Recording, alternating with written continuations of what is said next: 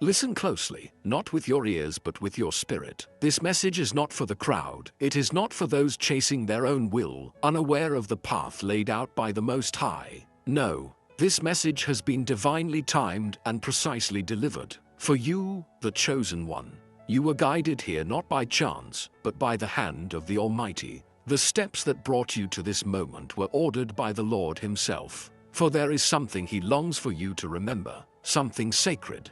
Something that will shift the way you view your pain, your past, and the power that lies dormant within you. Because you are not just surviving, you are being preserved for purpose. Chosen one, hear this. You have endured what others could not. You've been through storms that tried to break your spirit, betrayals that cut deep, seasons of silence where even heaven felt far, yet still you rise, still you walk, still you believe. That is not luck. That is the evidence of divine preservation. What is chosen is covered. What is sacred is defended. For I know the plans I have for you, declares the Lord. Plans to prosper you and not to harm you. Plans to give you a future and a hope. Jeremiah 29:11. What the enemy designed to destroy you, the Lord used to shape you. Every wound became a doorway for healing. Every loss carved out room for greater glory. You were never forgotten, not for a moment. The silence was not abandonment, it was preparation. Even the delays were mercy, even the detours were protection.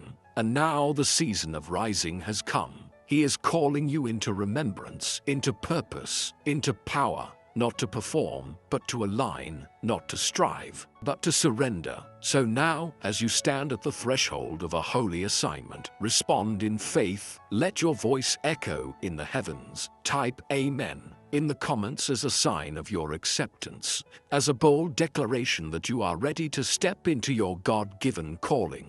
And stay until the very end, because we'll be closing this message with a powerful prayer for restoration and release.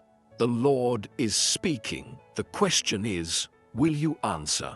There is a realm that cannot be seen by the eyes, only sensed by the soul. And in that realm, a war has been waged, not against your body, but against your purpose. Chosen one, what you've endured was never about bad timing, broken relationships, or a string of unfortunate events. No, what you've been facing is the echo of an ancient conflict. One that began long before your birth, before your name was known on earth, but was already recorded in heaven. The moment your soul was marked by the Most High, a signal was sent through the spiritual realm. Darkness recognized your light before you ever did. That's why the opposition came early. Before you had language for your calling, the attacks began. You offered love and were met with cold rejection. You gave loyalty and were betrayed. You longed for peace but found yourself alone in the quiet corners of life. You were not being punished, you were being positioned.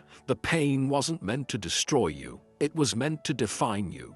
Remember Job, who was blameless yet allowed to be tested, not because he was weak, but because heaven trusted him to endure. Or Joseph, thrown into a pit by his own brothers, sold into slavery, wrongly imprisoned, only to rise and save a nation. These weren't stories of misfortune, they were stories of divine strategy. In the same way, your hardship was not a sign of abandonment. It was the fire where your spiritual armor was forged. The tears you shed in secret were heard in heaven. And though the silence felt cruel, it was sacred, because in that silence you were being trained for unseen battles. Every attack was intentional, not by the enemy, but by heaven, who allowed what was necessary to shape you. The enemy does not waste his weapons on those without purpose. He only wars against what threatens his domain. And you, chosen one, are a threat. That's why your confusion came in waves. That's why your dreams were disturbed. That's why people turned without warning and doors shut when you needed them most. It was coordinated, strategic, warfare designed to drain your spirit before you discovered your strength. But here's what darkness failed to calculate. You were never alone. You may have felt abandoned, but angels were stationed on your behalf. You may have bent under the pressure, but you did not break because the breath of the Almighty held you up. And now, something has shifted. Heaven has sounded a new call. You've crossed a threshold in the unseen. Where once you were attacked, now you are recognized. The enemy no longer sees a wounded target. He sees a crowned warrior. You've learned how to listen to that still, small voice before danger strikes. You've learned how to sit in silence and discern truth without needing confirmation. You've learned that peace is not found in the absence of storms, but in knowing who commands them. You are no longer reactive, you are strategic. No longer surviving, you are walking in dominion. Think of Esther, hidden for a time, prepared in silence, called forth in a moment of national crisis. She didn't ask for the mantle, but when it came, she rose. For such a time as this. Esther 4:14.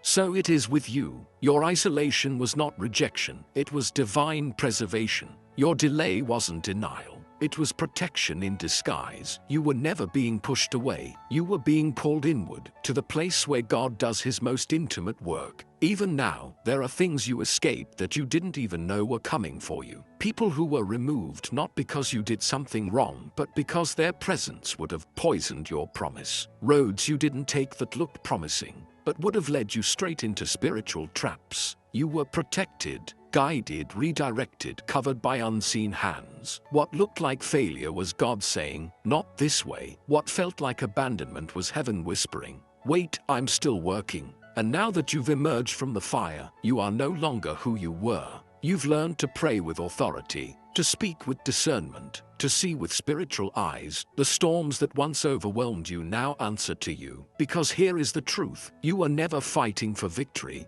you were fighting from it. The outcome was sealed the moment you said yes to the calling. Every dart, every delay, every disappointment was accounted for. This is not the end of the war, but it is the beginning of your reign. You no longer walk into battle as a target, you arrive as a force. You are chosen, you are sealed, you are covered, and no weapon formed against you shall prosper, not because the weapons won't come, but because the one who formed you is greater than them all. Let that truth settle into your spirit. The war didn't come to break you, it came to awaken you. There are moments in life when the soul feels like it's unraveling, when confusion clouds the mind, when betrayal stings deeper than words, and when fear creeps in like a shadow that refuses to lift. Chosen one, if you've ever been there, then you know this truth. The enemy did not come for your comfort, he came for your calling. He tried to fracture you in silence, through sleepless nights, through words that cut without reason, through doors that slammed without warning,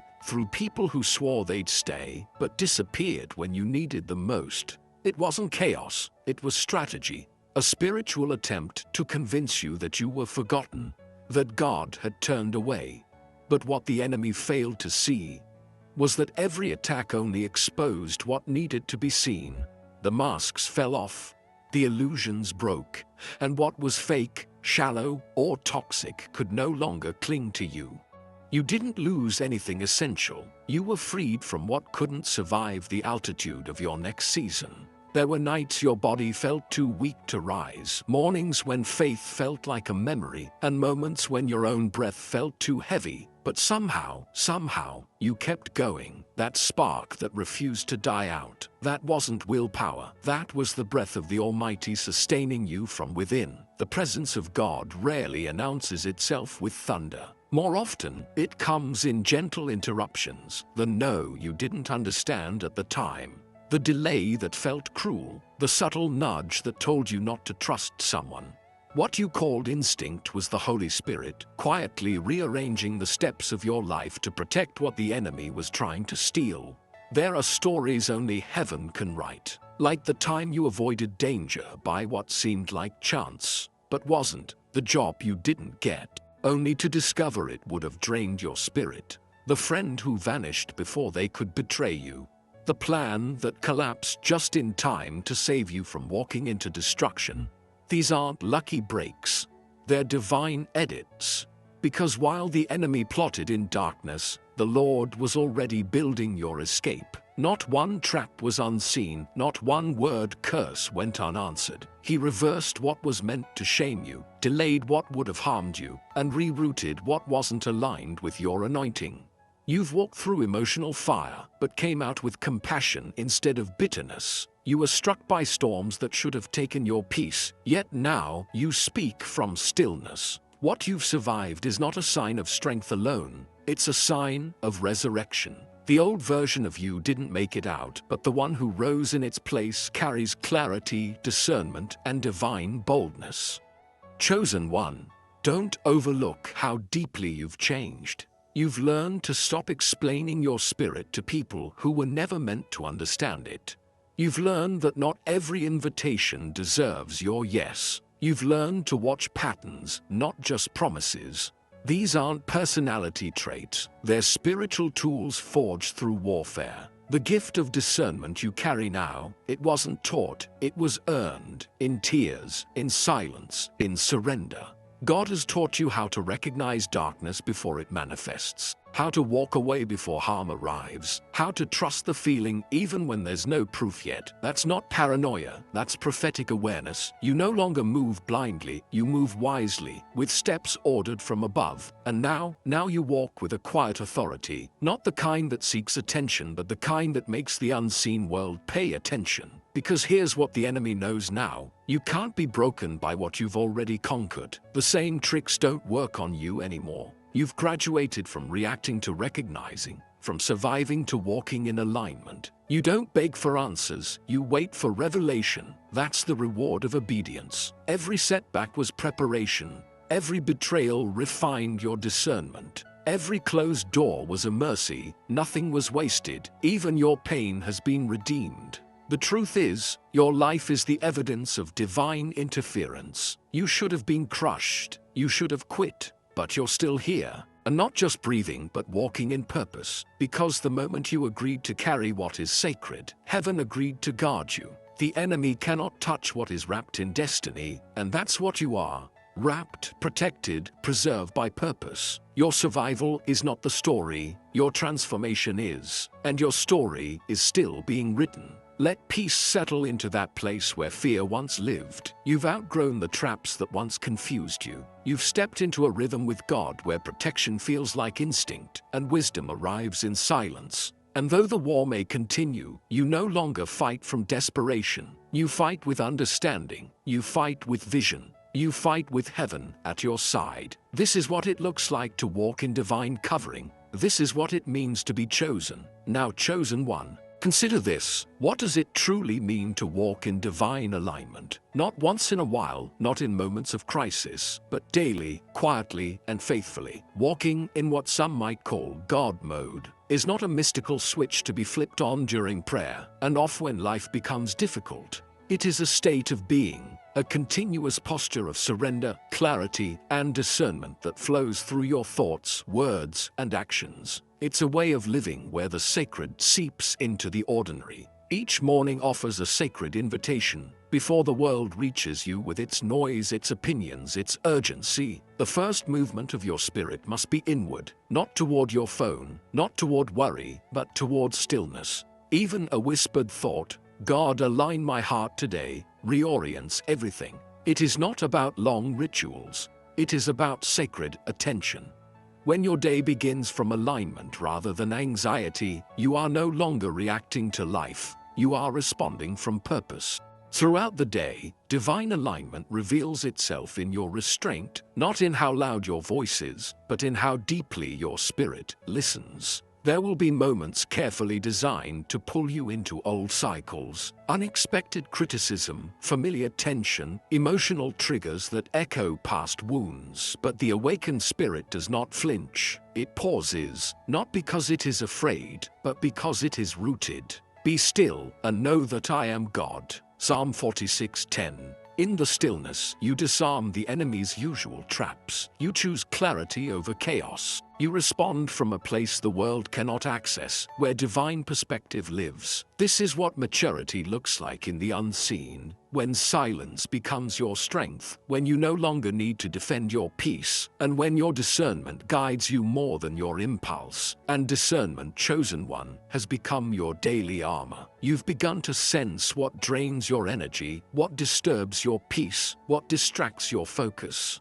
This awareness is not harsh. It is holy. You're learning that your presence is not meant to be everywhere, that not every request is your assignment, and that access to your spirit must be earned, not assumed. This is not rejection. It is reverence for what God is building within you. Even your thoughts are no longer casual. They are seeds. They form the atmosphere around your life. What you meditate on, you magnify.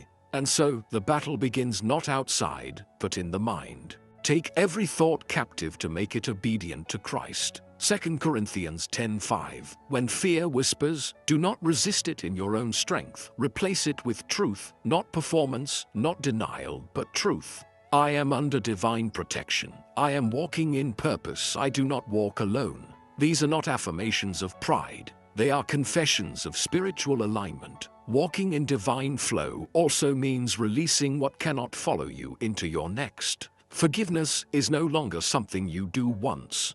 It becomes the atmosphere you live in. The wounds may linger in memory, but they no longer hold your movement hostage. Unforgiveness is spiritual weight. It keeps your spirit tethered to moments you've already outgrown. Forgiveness then becomes an act of trust. Vengeance is mine. I will repay, says the Lord.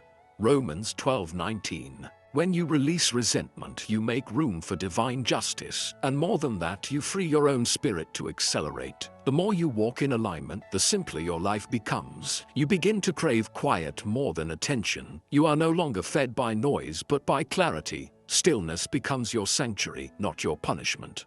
You sense divine instructions in the silence, gentle but clear, sacred but practical. This simplicity is not retreat. It is refinement. In these quieter rhythms, you begin to see how deeply you are being transformed. And finally, chosen one, divine alignment expresses itself through unforced impact. You no longer need to prove, persuade, or perform. You serve from overflow, not obligation. Your presence itself carries a weight, not because of charisma, but because of consistency. You speak less, but when you do, it carries wisdom.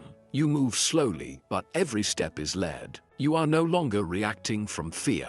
You are creating from faith. This is not power for the sake of dominance. This is influence born from obedience. And as this becomes your daily walk, moment by moment, choice by choice, things around you begin to change without effort. Doors open not because you knocked louder, but because you waited longer. Resistance dissolves, not because you forced it, but because you outgrew it. Peace becomes your default posture. Clarity, your daily companion. This is what it means to walk in sustained authority, not just a spark, but a steady flame. This is not the result of striving. This is the result of surrender, not performance. Alignment. You were never meant to live by force. You were meant to live by flow. And in that flow, the fullness of your calling begins to unfold. Not just in the big moments, but in the smallest details of how you live, love, choose, and move. That is the true evidence of walking in divine power.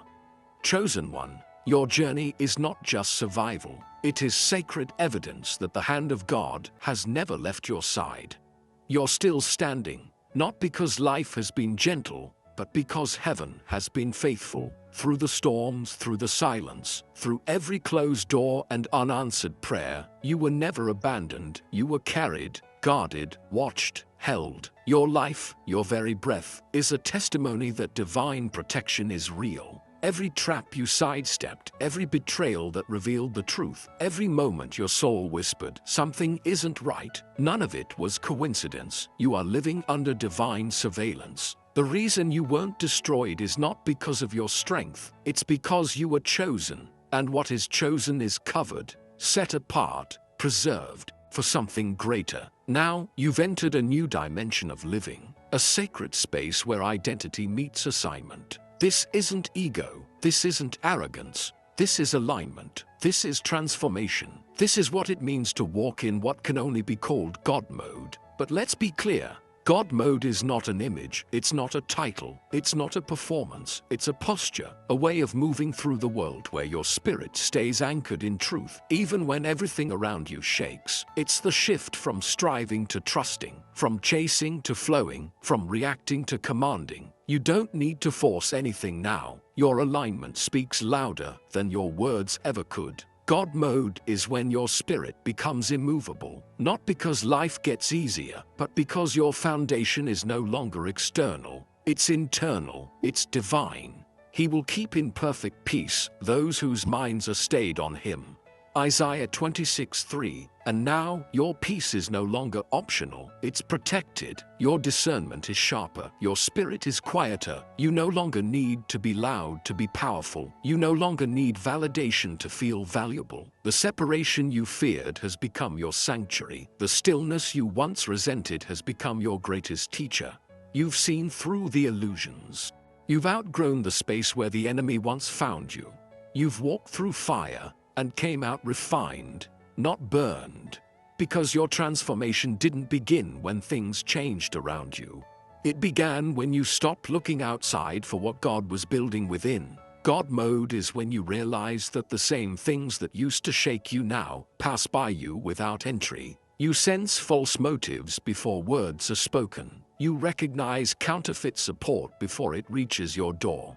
That's not paranoia, that's prophetic awareness. That's what happens when you've spent enough time in the wilderness to know the voice of God for yourself. Remember Elijah, not when he called down fire, but when he fled in fear and met God in the whisper. That moment in the cave was not weakness, it was awakening, because true power is not always loud. Sometimes it's silent, but it always knows. Chosen one, your presence now disrupts the atmosphere, not because of who sees you, but because of who sent you. You don't step into rooms with insecurity, you enter with intention. You don't need to announce your authority, your peace reveals it. The righteous are as bold as a lion. Proverbs 28:1. You've become the kind of vessel God can trust. But understand this, God mode is not about elevation for the sake of status. It's not about being untouchable, it's about being available. You've been given influence not to dominate, but to serve, not to be above others, but to see them more clearly, with compassion, with discernment, with wisdom. You're now walking as a carrier of something sacred, and that means everything you do, every word you speak, every boundary you set, every silence you hold, echoes beyond the natural. In this space, your spiritual energy multiplies outcomes. You speak peace, and it manifests. You speak truth, and it disrupts falsehood. You move with authority, and things shift, seen and unseen. But with this level of awareness comes deep responsibility. You must be careful with what you release, because what comes from alignment carries weight, not just blessings, but consequences. That's why now, more than ever, you must move slowly, intentionally, prayerfully. You've entered a season where divine timing must be honored, not rushed. You've seen enough to know that delay is often God's mercy, that rejection was often your redirection, that silence was God guarding your next. You are not walking alone, you are not walking blind, you are walking in divine rhythm. And now, the very things that once broke you can no longer touch you, because you've been rebuilt from the inside. You've traded fear for discernment. You've traded performance for presence. You've traded confusion for clarity. Like Daniel in the lion's den, you no longer fear the threats around you. You trust the God who shut their mouths. Like Ruth in the fields, you are gathering purpose where others only saw routine. Like Nehemiah on the wall, you're building something sacred, and no voice of distraction can pull you down from it. This is the quiet strength of those who walk in divine authority. This is the mystery of God mode. It isn't about walking above others. It's about walking so close to God that nothing beneath you can pull you out of place. You've become living evidence of what faith looks like in motion. You radiate what others can't explain. You discern what others can't see. You are not here to be worshipped. You are here to reveal what alignment with heaven produces on earth. And so now, chosen one, walk as you were always meant to walk. Not in fear, not in striving, not in the shadows of your past, but in full awareness of the light that covers you. You are no longer the version of yourself who once begged for clarity. You are the clarity, you are the message, you are the vessel, you are the sign. Let heaven continue to speak through you, not with noise, but with presence, not with force, but with faith, and let your life remain a quiet, undeniable reminder. God never fails, and you were never forgotten. Chosen one, Have you noticed how quiet it's become around you lately? How certain people have drifted? How familiar places feel distant? How conversations that once mattered now feel empty? That silence is not a void, it's a sign. You've not been abandoned, you've been elevated, and elevation by its very nature requires separation. This shrinking of your circle is not rejection, it's refinement. It's what happens when your spirit begins to outgrow environments that were never built to hold your calling. You no longer fit because you were never meant to stay hidden. As your frequency rises, your surroundings must adjust or fall away. The world may call it isolation, heaven calls it insulation. Come out from among them and be separate, says the Lord. 2 Corinthians 6:17. When God begins to consecrate your life for something greater, He removes anything that can contaminate your clarity, the noise, the confusion, the distractions. They can't follow you where you're going. You begin to crave solitude over stimulation, depth over entertainment, purpose over popularity. That's not loneliness, that's alignment. And in this sacred stillness, your power begins to concentrate. Your thoughts no longer scatter, they manifest. Your prayers shift from pleading to declaring. You speak less, but what you say now carries weight. Your energy no longer bends to every atmosphere. You now set the atmosphere. But do not confuse this peace with passivity. God mode is not stillness without strength. It's strength in stillness. The authority you now carry isn't loud, but it's undeniable. You've learned when to speak and when to hold your peace. You know when to act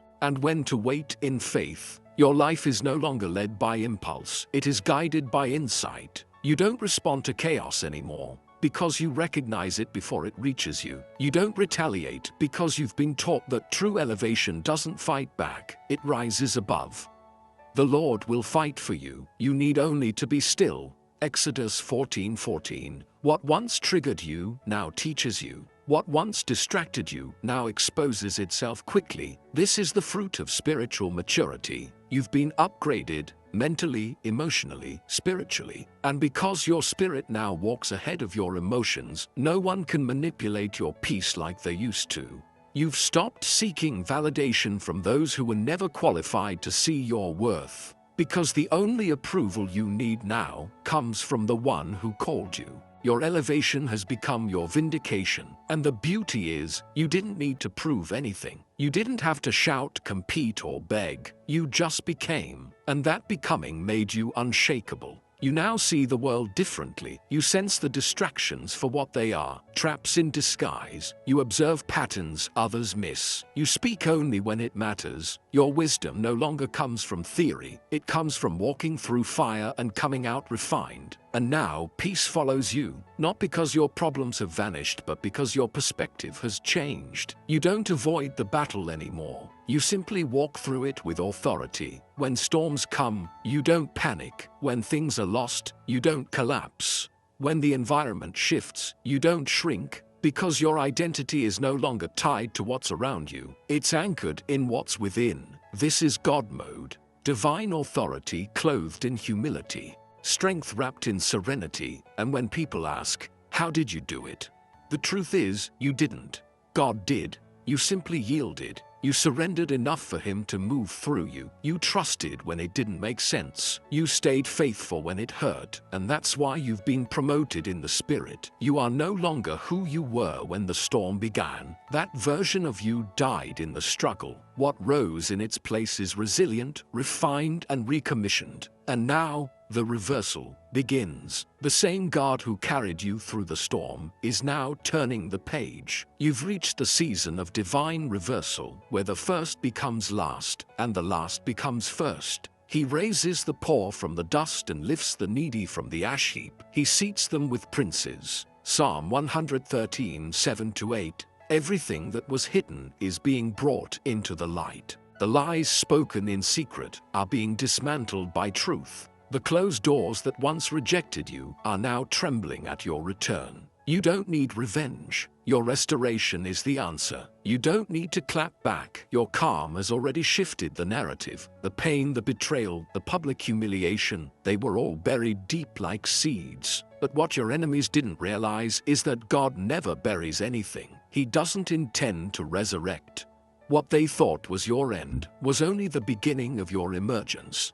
Now it's harvest time, but you are not emerging as the wounded version they tried to destroy. You are stepping out as the divine version they never saw coming, crowned with wisdom, covered in grace, and carrying a peace they can't explain. And just as Joseph's brothers bowed before the one they sold, those who spoke against you will witness your elevation. Not to shame them, but to show them what God's justice really looks like. You prepare a table before me in the presence of my enemies. Psalm 23:5.